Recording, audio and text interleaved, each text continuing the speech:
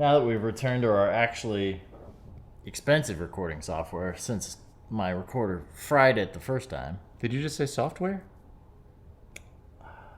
Maybe. You meant hardware. I mean... Maybe firm. It happens. Shit happens.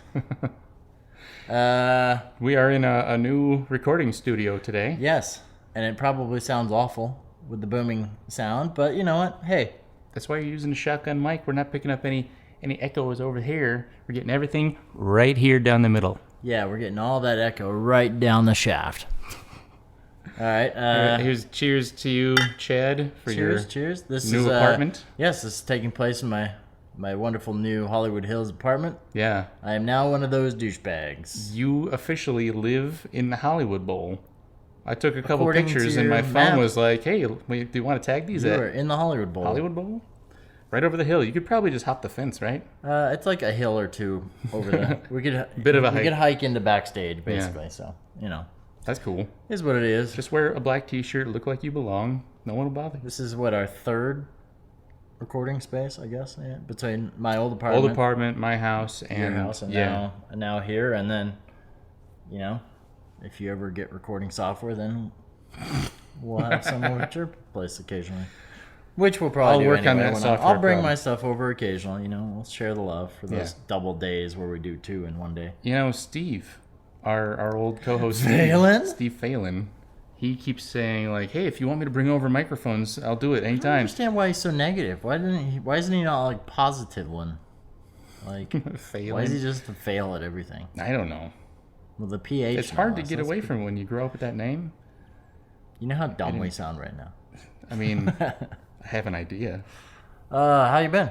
Good. Working your ass off? Yeah, very busy.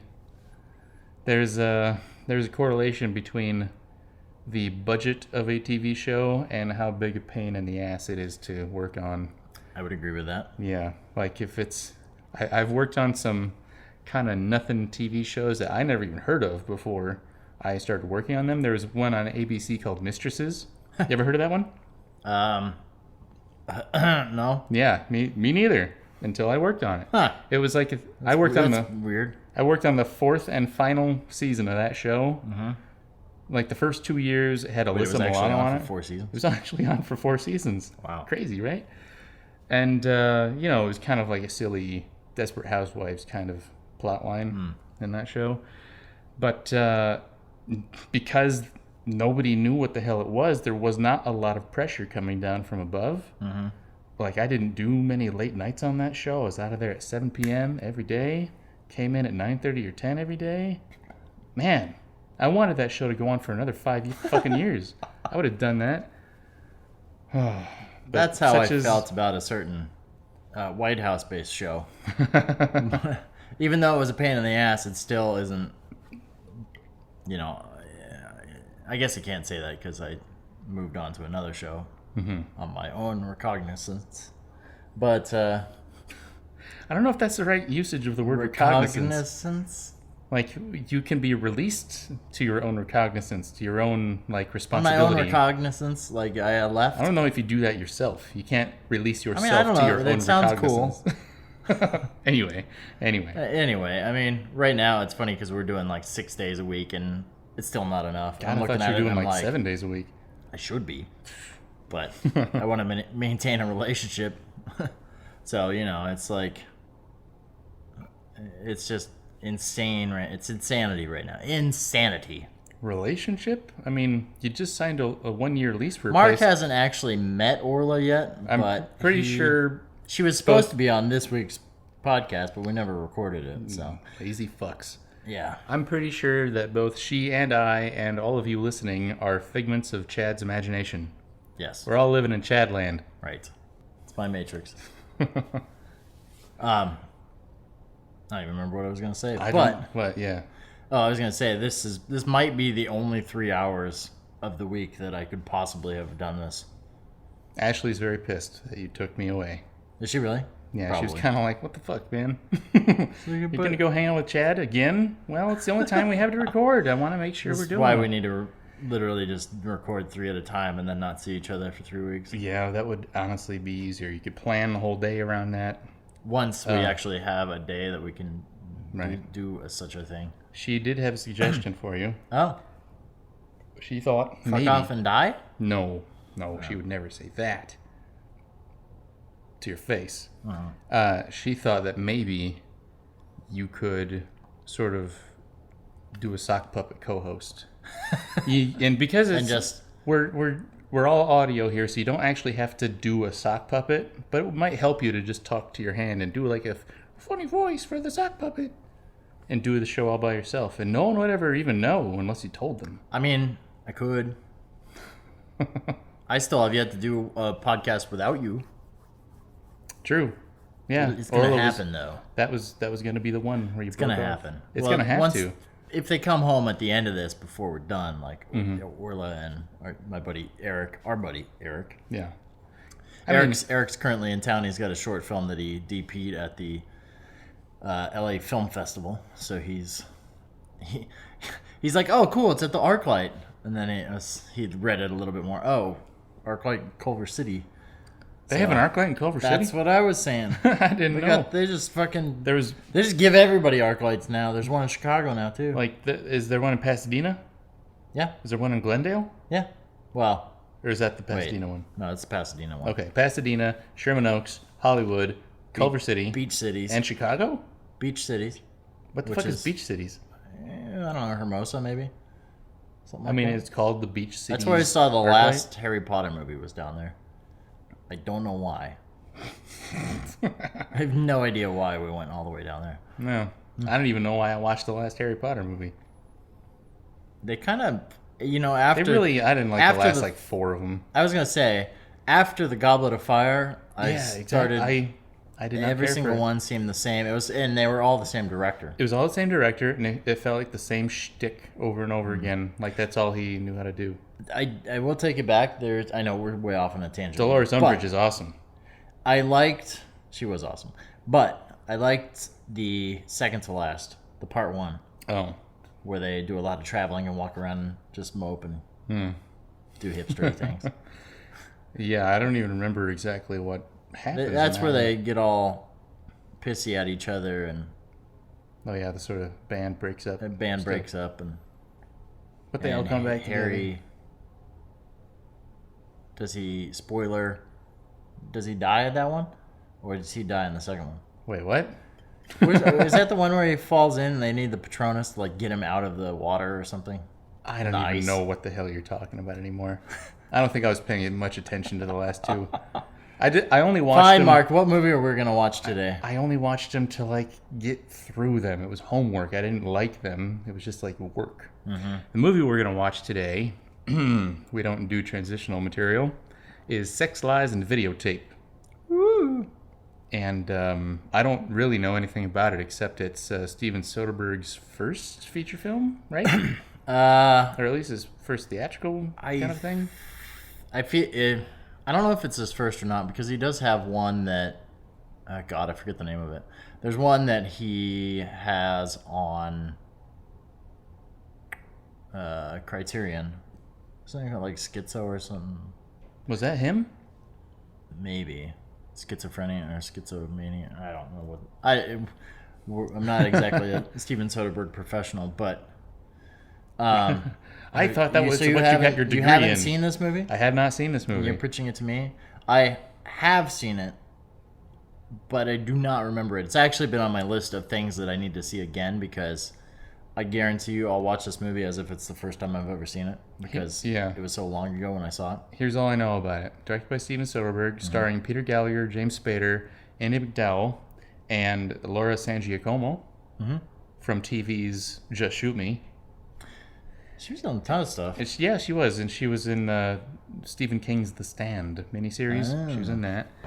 And it involves those people having sex in different combinations, lying to each other. See, you're literally spoiling the movie for me in the And audience maybe, right now like- because I don't even remember that. And maybe they're on videotape at some point. I'm just using the words from the title. That's all I know. I love that you just pitched the story to us even though you haven't seen it. I mean, Maybe it's this just James movie, Spader having sex with everybody. Nobody if else I ever meets. recall, this movie was huge at Sundance. Yeah, And it made his career.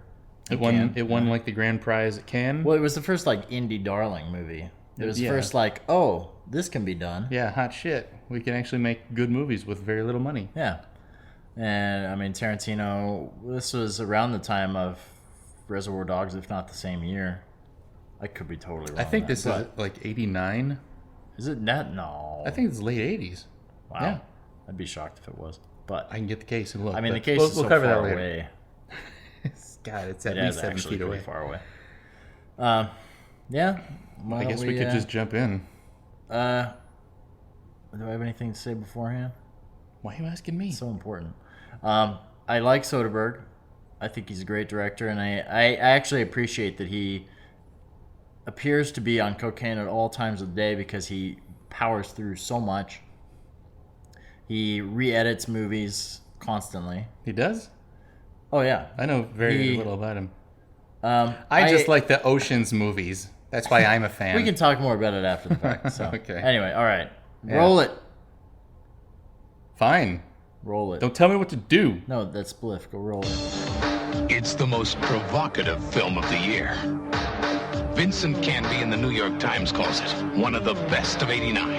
Exceptionally accomplished and witty. Being happy isn't all that great. I mean, the last time I was really happy, I got so fat. The Los Angeles Times calls it brilliant. A delicate and sexually charged film. Look, we're gonna do it or not. Rolling Stone says it's dazzling, fun, and scorchingly erotic. Why don't you let me tape you? Doing what? John and Ann don't have sex anymore. And Time magazine calls it terrific. The season's smartest and funniest film. Is it for me? Yeah, it's for you. Sex, Lies, and Videotape.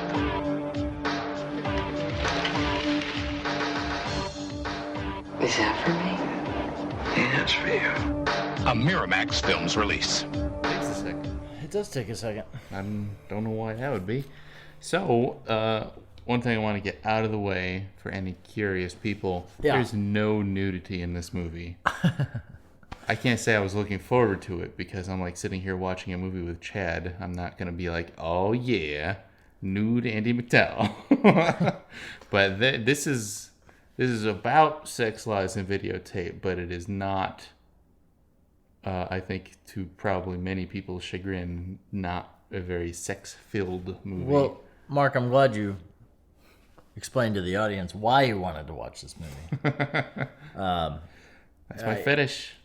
I'm very glad that this movie exists just because, I mean, we weren't sure. Did you look up and see if this was Soderbergh's first? Or one I of his didn't even first? look that up, no. I'm guessing it wasn't, but I'm sure he did other films, obviously, previously to this. Knowing Soderbergh, he experience. probably did one or two. But it's been so long since I've seen this, like, you really don't need to be... We were moving around, we were kind of chatting the whole movie. Yeah. But you really only need to be present for a few scenes to kind of get the gist of the movie. And that's not necessarily a strike against it. That's just the movie.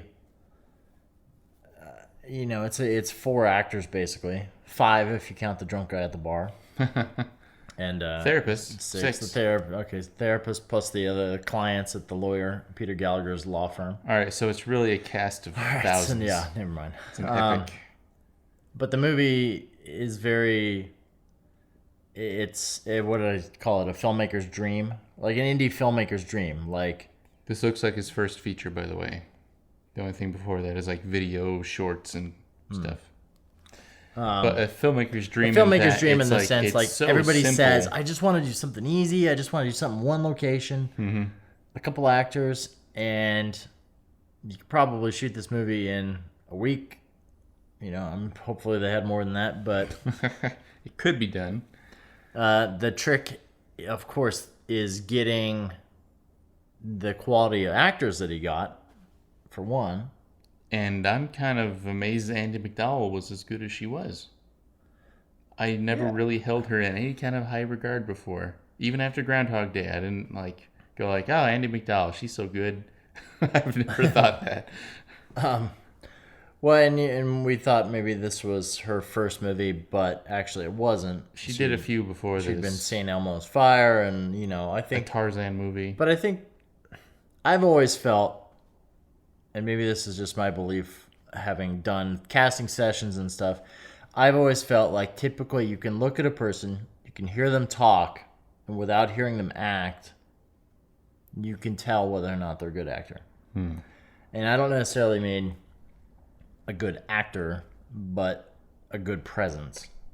Like they can be themselves, and they don't get crushed in the moment of anything. Right, they don't panic. They don't panic, and those are the kind of people that can be natural in front of camera. And maybe Andie McDowell strikes me as one of those kind of people. Who she doesn't strike me as someone who's going to get flustered over someone saying, "Okay, do this." Like she's not going to get in her own head. She's just going to think past it and try and work it out. Whether or not you can consider her an amazing actress, like you couldn't tell her, all right, I want to see your best, Marlon Brando, and she's gonna make you believe she's Marlon Brando. Not to say anything against. I don't know Andie McDowell's acting talent, but I wouldn't place her up there with the Meryl Streeps of the world. No, probably not. I'm having a hard time thinking of any other movies that I've seen her in besides this Groundhog Day, and I know that this Greystoke Legend of Tarzan movie exists. Was that her first or St. Elmo's Fire? That was her first. Well, her daughter's been acting for a little while now. I know I mentioned that. Her daughter's in The Nice Guys. Did you see that? Yeah, I've seen The Nice Guys. She was the one the girl who's missing. That they're trying to hunt down. Oh. And she's also in that Kenzo video that Spike Lee directed, the crazy music video where she's Spike Jones. Spike Jones, yeah. Not Spike Lee. Right. Too many goddamn spikes in the world. Yeah. Going back a step here, the filmmaker's dream also kind of expands to, this was 1988, 89 when they filmed this movie. Came out in 89. This was an era at the dawn of the indie explosion, and this was like the last time you could make a movie where everything wasn't necessarily technically perfect. Right. And the audience would still be with you. Now, if you release something with like one shot that's too shaky, people are going to be like, "What the fuck is this bullshit?" Sound design couldn't, it could be a little bit imperfect. The score is barely even present in this movie for the first half. I feel like this is just such a simple movie. It's really well done for what it is, but everybody, like the audience, has evolved along with the technology behind making movies. Everybody's just asking for a lot more out of movies these days. Yeah, I believe that's both true and wrong at the same time. I think that it's just the filmmakers that have changed. The filmmakers' standards have gone up so high that now it's less about the presentation of a movie in a theater. It's more about the presentation and quality control, QC checks, and everybody checking something, making sure it's perfect. There's a lot more people pixels, involved. Yeah. Think about that. Like, we check for dead pixels now. Like, if you had a dead pixel, quote unquote, on the equivalent would be like a hair or a hair grain poking in the.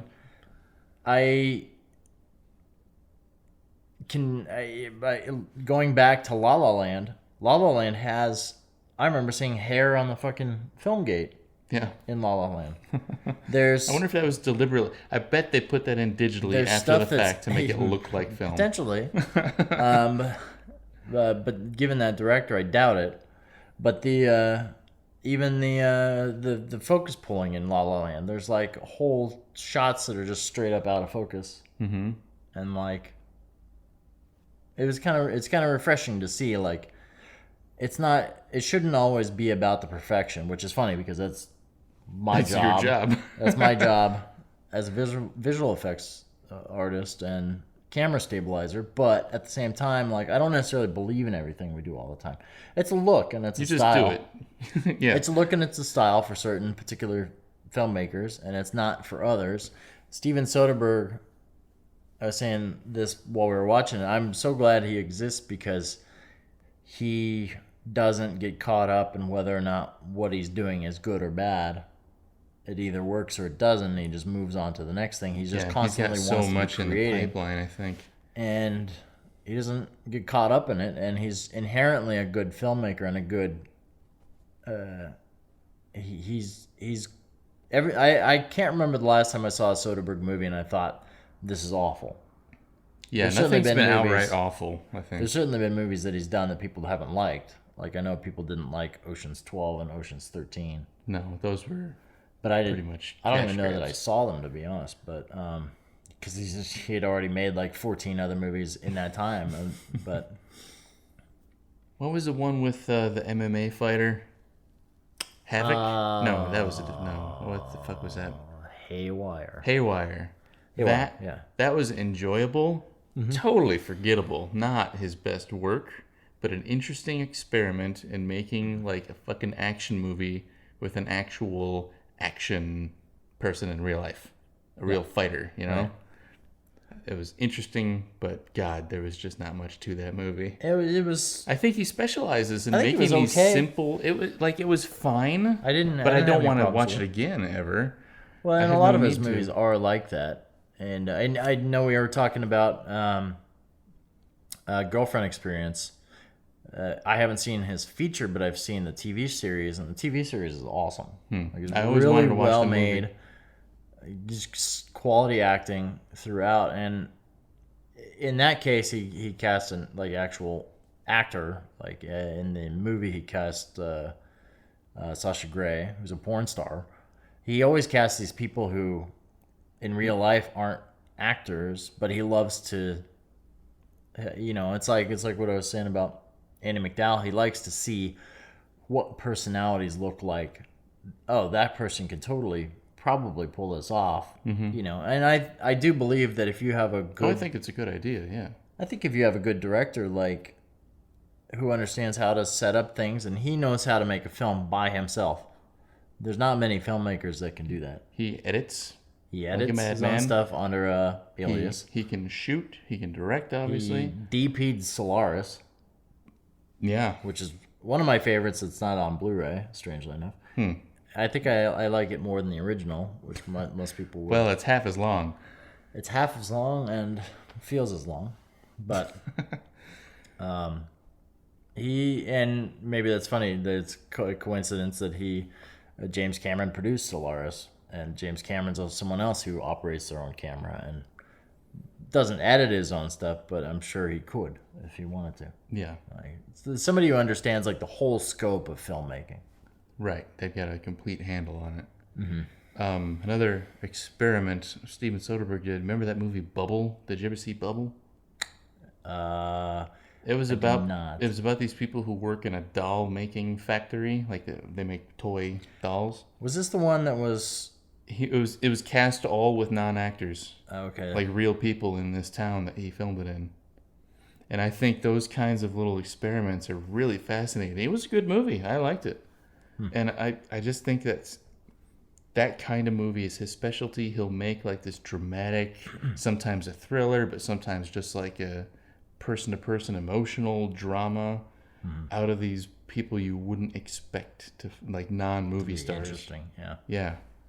So I think it's really cool. Like I have not read any interviews with him, but maybe he kind of went, well, I've made all these big movies now. I don't have to do that anymore.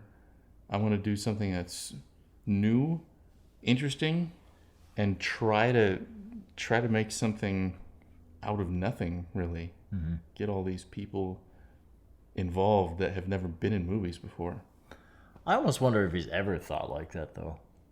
Because that kind of comes from a point of view of someone who's, I got to break into the industry, I got to do all this stuff. Well, I don't He think doesn't strike me as someone who probably It's not ever like thought he's- about the industry. And It's not said, like he's desperate to like, God, I've got to stay relevant by doing something new. I don't mean that. I mean he has a genuine curiosity about But a different way of making movies. for someone who's also said numerous times, I'm going to retire. Yeah, I thought he actually had. I thought he was only producing, but then I saw what he this said. trailer for the new one. Yeah, he said that multiple times. Like, I think he just burns out because he doesn't know how to stop. Yeah. And that's something else we talked about during the movie. It was like that he, from where I work, we actually have an office downstairs called the Soderberg Suite in our building because apparently Fincher gave Soderberg just access downstairs to one of the rooms down there, and it's like the darkest, dankest of all the rooms in our building. I would not choose that one. That's like the last room I would choose to edit in. Does that room have an ensuite bathroom? No. No, okay. So he does have to leave. No, it's like point. it's literally just a dungeon, basically in that back corner. And apparently, I don't know what movies he cut down there, but apparently that's where he edited a lot of stuff. And I've only seen him once at our office, and it was just kind of randomly showing up. But I know his presence is always there, because I always hear that he's either Fincher's asked him to re-edit something or something along those lines. Mm-hmm. But even Soderbergh's notorious for taking a movie and just deciding, you know what, I'm going to recut this today. Like, maybe he slept weird and woke up and said, I want to recut Empire Strikes Back. And he'll take the movie and he'll recut it. I had this idea of how to improve Apocalypse Now. He may have done it. But I've read this on the internet, about him. Plus I've heard it in our office, like just him just being, I don't know how he finds the energy. I know he works out. That probably helps. I've seen a picture of him with Putin. What? He posted something on Twitter, a picture with him and Vladimir Putin working out together. That's weird. And this was maybe 2 years ago, a year and a half. Before we there was the caption was like, know who your friends are or something like that.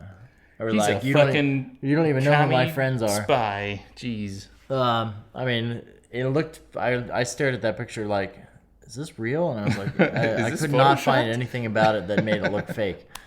So, but the guy is a strange duck if you think about him. Like, I really can't tell you. I've seen him out in the open. Like, he's not a very public figure. No. For as much as shit as he makes and how many movies he makes and like content. He directed like every episode of The Nick by himself. No shit. And like, that's a great show too. Like, the guy is just prolific, and it reminds me of Gus Van Sant's kind of style. Like, he can go back and forth between unscripted drama to Good Will Hunting to like kind of come in and out of that. He can make as big a Hollywood movie as can be, or he can make the most indie of indie films and just kind of go back and flow back and forth between those two. I can't really think of anybody beyond those two offhand that do that, really. No, I can't either.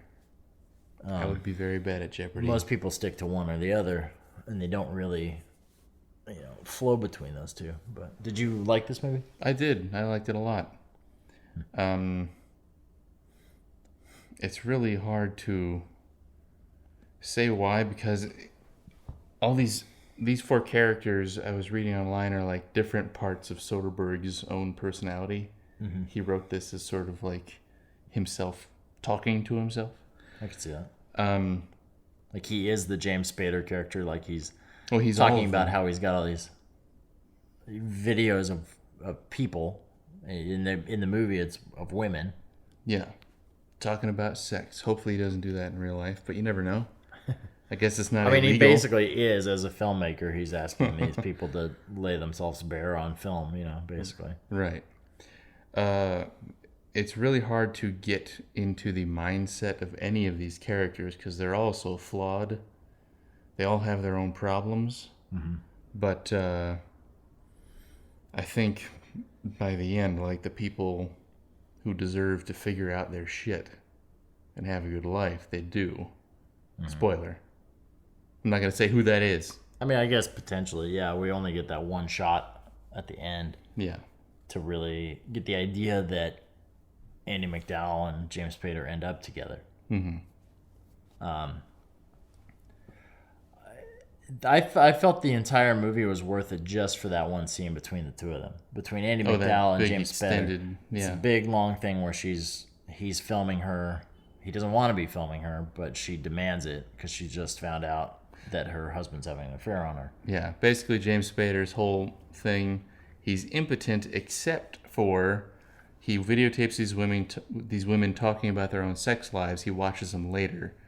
That's when he's not impotent. And he doesn't touch them. Yeah, there's no doesn't touch them. Doesn't no have physical. sex with them. Yeah, They might touch themselves in the videos.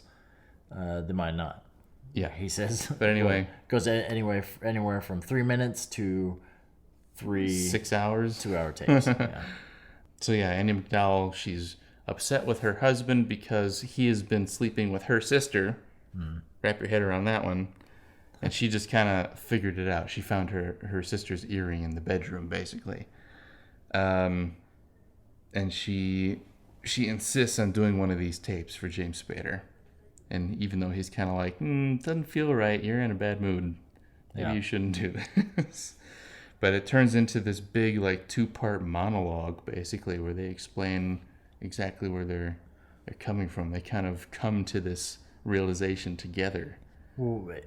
What's so amazing about that scene to me is I feel like 99.99% of the time when you're watching that kind of a scene, when it's that heavy and you've got one of the characters who, in James Spader's case, is the guy filming, there's no reason that scene should ever turn back on him. And that's exactly what happens in this. She turns that entire scene and before very long back around on him, and it doesn't feel contrived. And she's like, "You're the one who's got these flaws." Yeah, and basically, I noticed that started kind of early when while she was still being filmed herself, she started asking questions. Yeah, and he was answering from off screen, and I'm kind of going like, "Who's asking the fucking questions here?" Yeah. And then she just picks up the camera and totally makes it about him. And he's got to confront this kind of struggle he's dealing with. Whereas I feel like most movies would just be like, accept this guy for who he is and not delve any deeper. Like, oh, he's just a strange dude who loves to record these tapes. And, he's an eccentric pervert. To be fair, like, the movie sets him up like that as if it's okay. Like, he's just a cool guy. Like, maybe not a cool guy. He's a weird, strange dude. Eccentric pervert.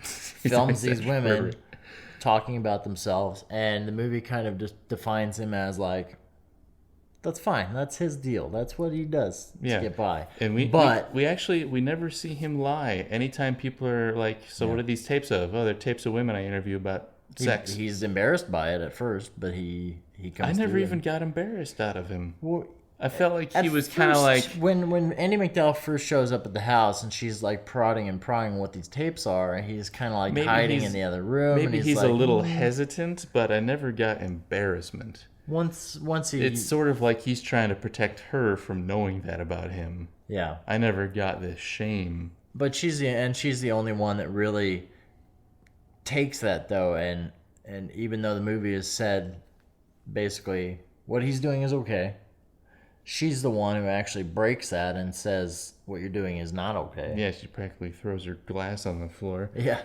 and it kind of snaps the audience back to reality, which is like, yeah, that's pretty fucking weird. That is pretty weird, actually. Why are you doing this? And like, so that to me, noted that was serial killer stuff. If you find a guy with a box full of videotapes with only women's names on them, that guy's a serial killer. I mean, guaranteed. I definitely have a friend of mine who, I don't know if you know him. You might know him. I'm sure you've met him. Who basically just, that's what he does. He takes photographs, and it's always like of women. They're just models, and he's a photographer. And they're only tied up a little bit. It's kind of like cyclical, like the stuff he posts, it doesn't really grow and expand from like an art form. It's like, usually it's to the point I can't differentiate the models anymore. Like, it's just the same shit. It's the same it's the same location. It's usually the same lighting, the same angles. Basement, fluorescent lights. Open window, sun hitting, sunset, magic hour hitting a curtain on naked woman body. And this is like his entire Instagram feed. You know, I'm not trying to say that this is a pastime I want. I got enough hobbies. But where the fuck do people find these women who are just like, sure, you need a naked lady? I'll be there. He's a good photographer. I'll give him that.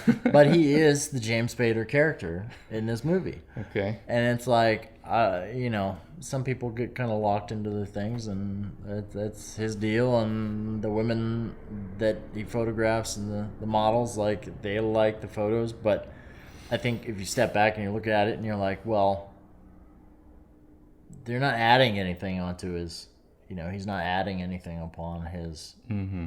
It's his just career. a picture of. It's the same damn thing over and over again. It's like he's locked in a cycle. I wonder if these characters are all kind of locked in a cycle, like every single one of them in this movie. Yeah. Like they're all stuck in there. Andie McDowell is the prude. Her husband is the sex-obsessed, he's lawyer, obsessed, liar. He's a lawyer, liar. Hey, liar made a joke out about that too. But who will drop a client in a second to go have sex with his wife's sister. His sister-in-law, yeah. The sister is sort of a free-willed wild child, I guess. I don't know what you would describe her as. She's not trying to cause trouble. She's just doing what feels good in the moment. Mm-hmm. She doesn't care about... she's kept it a secret, but she doesn't seem to really care that she's dicking with her sister's life. No. And then James Spader, he has his own thing going on because he's got problems. And to be honest, the only one that's not self-aware is Peter Gallagher's character, the lawyer. Yeah, from beginning to end, he's kind of stuck in his... From his perspective, he's not really doing anything wrong because he has a cold icicle of a wife who doesn't want to have sex. So he has to go someplace else for it. And I wouldn't blame that necessarily on her. It's like it's coming from his place. Like James Spader, you get the feeling that Peter Gallagher and him were best friends at some point. Mm-hmm. And you have no idea why the entire movie, because they're so different, completely different people. Like 10 years ago is when they were friends, I guess. Yeah, college sounded like. Yeah, but Peter Gallagher's stayed the same, and he's still lying to himself and everyone else, whereas James Spader's character, he admits, I used to lie all the time.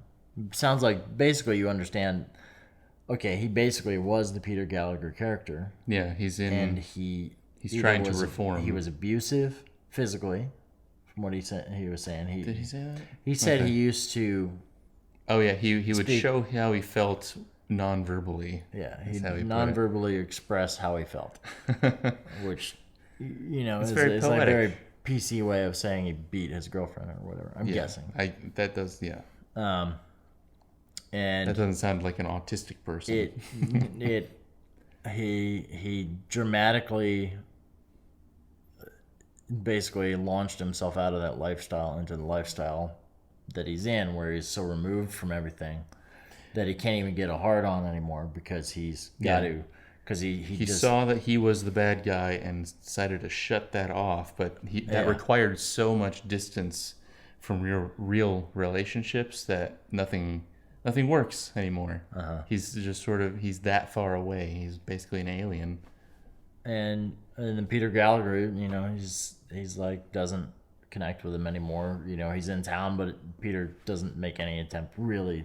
They only see them when they have dinner together. Yeah, they have dinner one time until the end when there's a big confrontation. And even then, Peter Gallagher's like, "Hey, wife, you should go take him out and go apartment hunting with him." Like he's practically just pawning his wife off on her, on his friend, just to get rid of him. Both, really.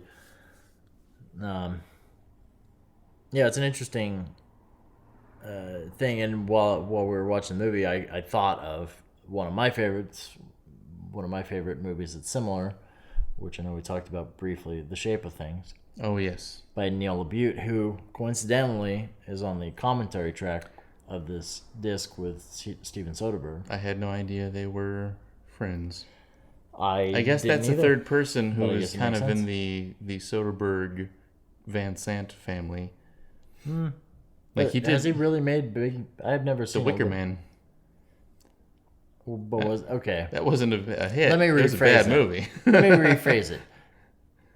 Filmmakers who make quality films Well, come on, you're gonna across put that. both genres because you're the asking too much Butte's a very well known writer, and I do like his stuff. I think he does more plays than movies nowadays. he came from a playwright background, but He's from also Illinois, like me.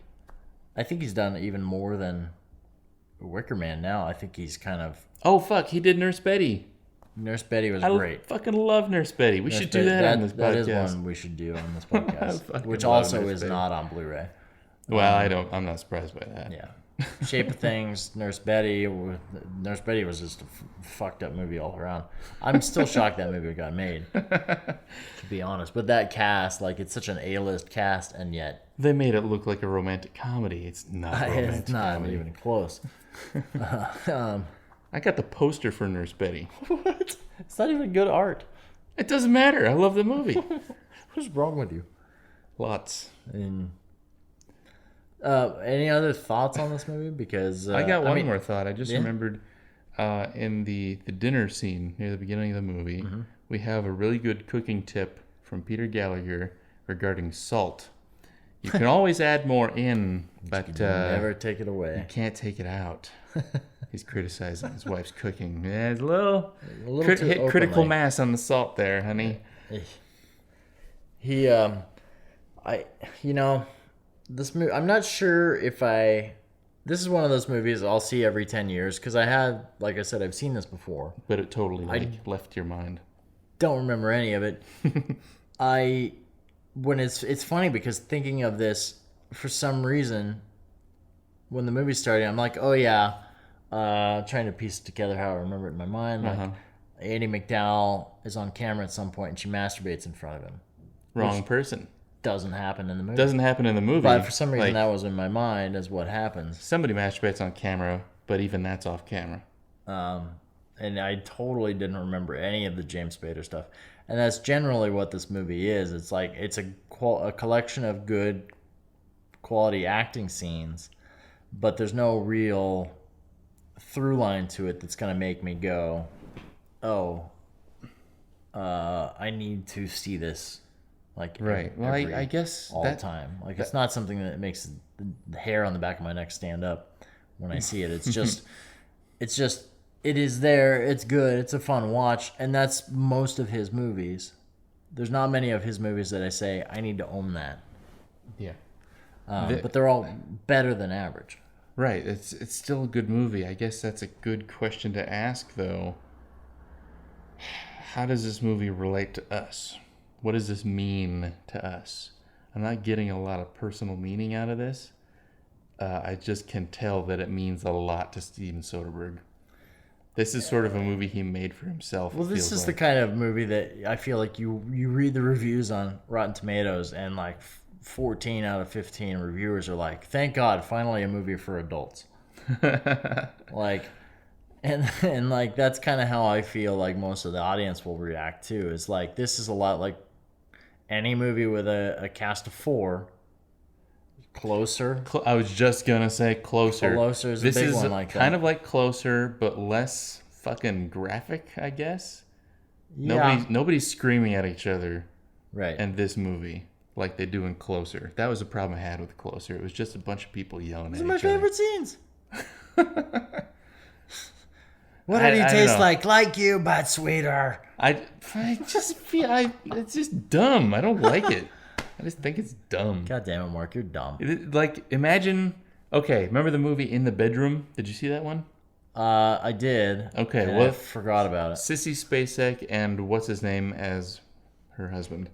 They're arguing over what happens in that movie, and she starts screaming and literally smashing plates on the floor. I remember that. And that's the kind of shit where I'm like, guys, have you tried acting? right, You just don't have to throw plates against the wall. You can just like say the keep it quiet. words.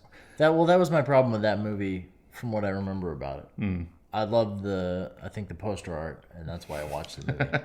I was like, Yeah, oh, good that's reason. cool poster art. I judge books by the cover all the time. And we all But do, I guess. never felt that way about Closer. Okay. Well, The scenes were so Closer- funny, the dialogue was so hilarious that It was funny. I give it that. when they're yelling at each other, I didn't have a problem with the fact that they were yelling at each other because what they were saying was so ridiculous that it was like, this is hilarious. I don't know. There wasn't just There's a like line that was screaming crossed about. for me.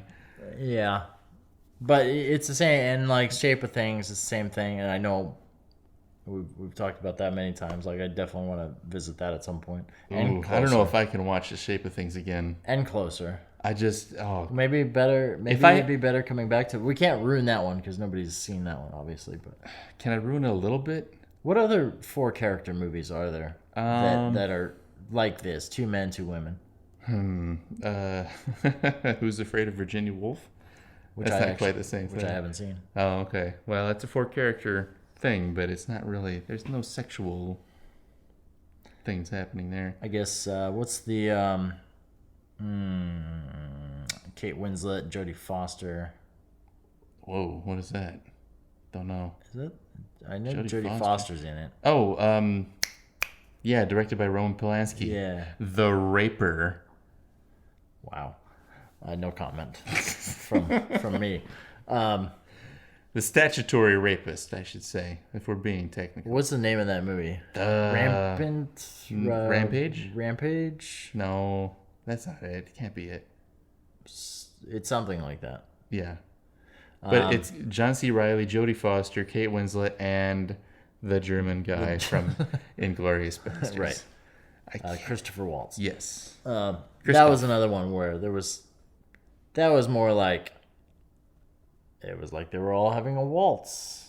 They just disagreed with each other. Oh, Jesus. Did you Really see it? pushing it. I saw it.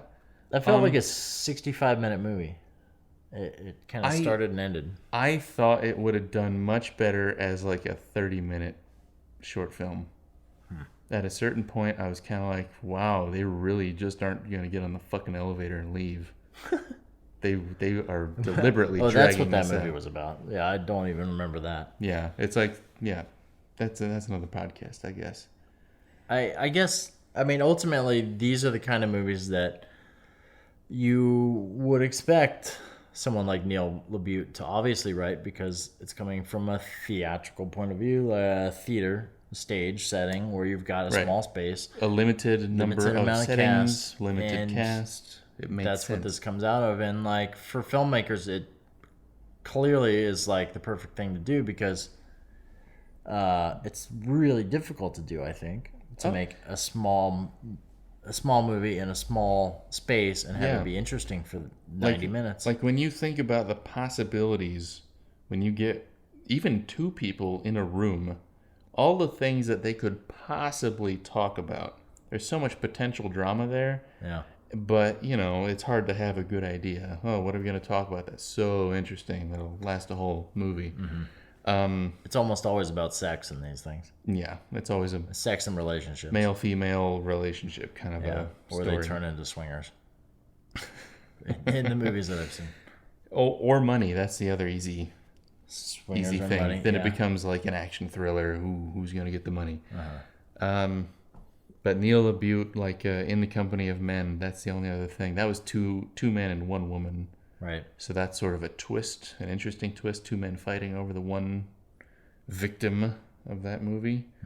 And that was a fucked up movie, if I remember. I Yes. don't remember anything about it. Neil LaBute I just tends remember to make them- these fucked up, like And human actors dramas. love it.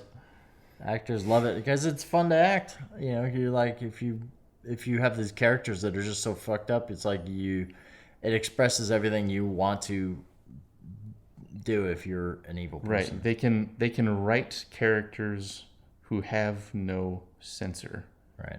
who just say it, who just throw it out there. Uh-huh. And that leads to Me is problems all by why itself. that's also why people like to act for Lars von Trier, who I know neither one of us really have any real respect for.